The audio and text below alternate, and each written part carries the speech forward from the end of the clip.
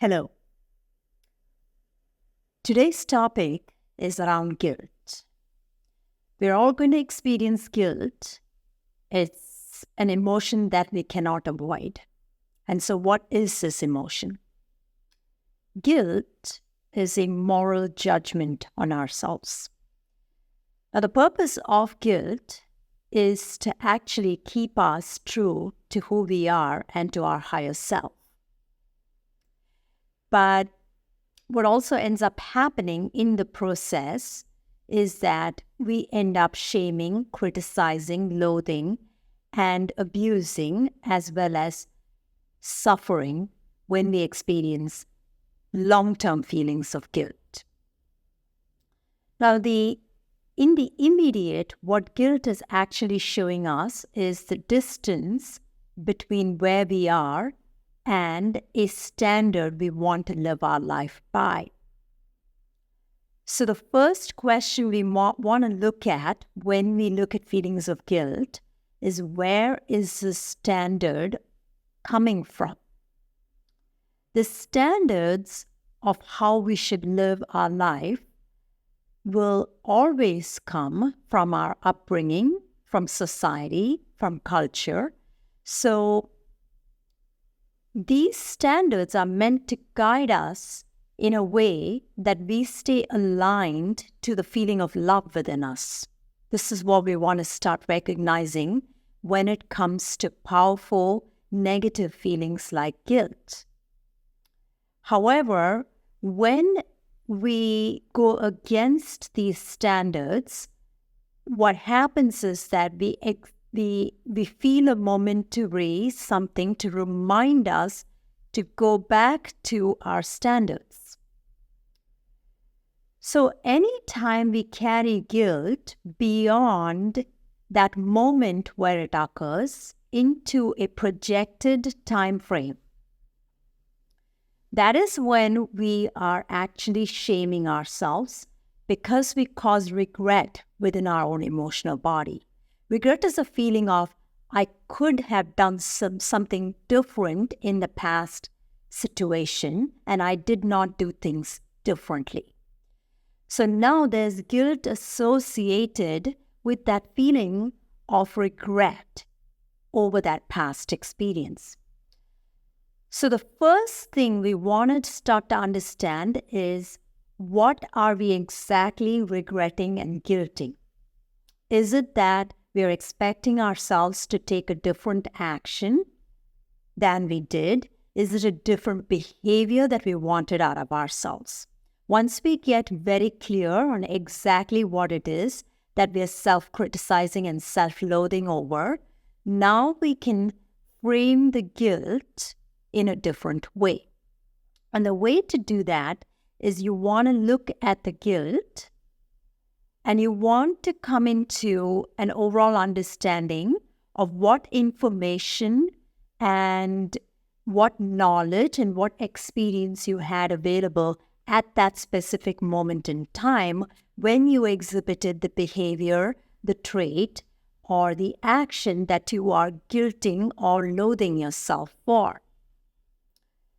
With that reframe of understanding that you, the person who is today, is potentially vastly different than the person who was back then. Now you can understand that there is a difference. You are not that person. So now when you look at yourself, you can actually take a moment to pause and reflect on the information that was available to you at that time that caused you to act in that way. And with that, you can then actually have a more holistic understanding of why you acted that way. Now, this means you would actually have to look at, in a very fair way, even your own actions, behaviors, and traits that you exhibited. So, for example, if you have guilt over, let's just say, being in a relationship and not behaving in accordance with a certain standard, you might have done that in response or in reaction to your partner behaving a certain way. Now, this is where I've had a couple of videos before this when I talk about the most powerful word in conflict and in a relationship, there are 2 videos. You may want to actually look at those 2 videos, which is the most powerful word is and. So we want to look at our action and the other person's action in line with what was going on at that point in time. Okay?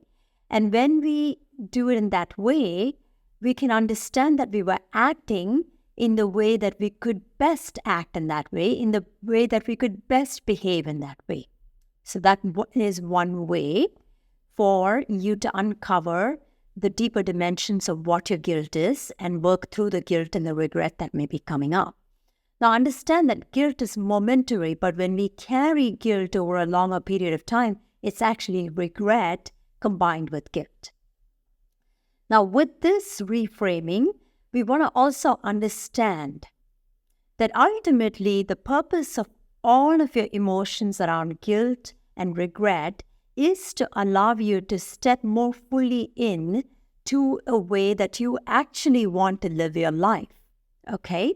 So you want to actually bring that feeling of guilt into whole union within yourself and take the steps, literally identify the steps you would have taken or want to take in the future if you are wanting to be more whole with that feeling.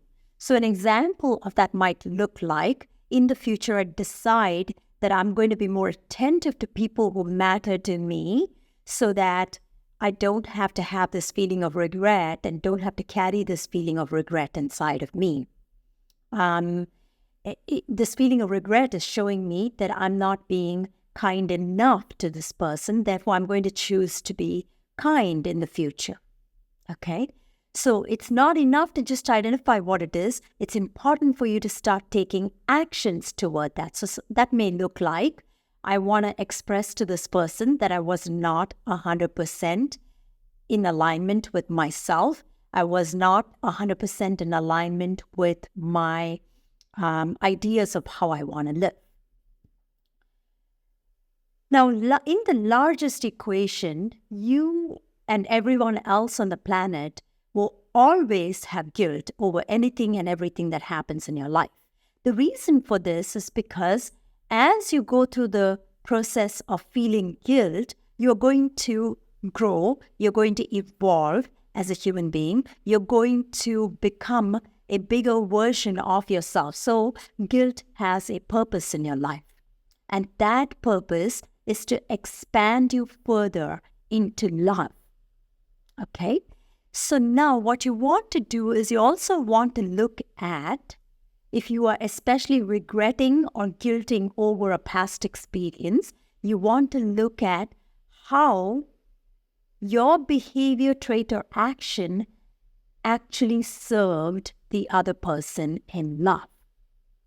And when you can do this holistically, you can actually remove the feeling of guilt that is present in you and bring your mind back to equanimity. Understand that your higher self is never judging you. Your higher self is only leading you on a path of self-fulfillment and growth. So there is no judgment. The judgment is coming from the ego side of you to show you where you're judging yourself so that you can move toward a higher view of yourself. So all of this has purpose and meaning. So the more you can step out of the smallness of your experience, the more you can step into the vastness of who you are. And the more you can realize how big you really are, you can start to navigate feelings of guilt, shame, judgment, and regret in a more conscious way and start to resolve to do things differently. The power that you have is always in the present moment. The lessons of life that you have will show you that your power is only in the present moment. So when you can resolve to do things differently in this present moment, as opposed to waiting for a past moment to show you how you can do things differently in the future. You can start to live in the reality of who you really are. And when you can live in the reality of who you really are in this present moment, that is when you have the true power of change in your hands. Have a good day.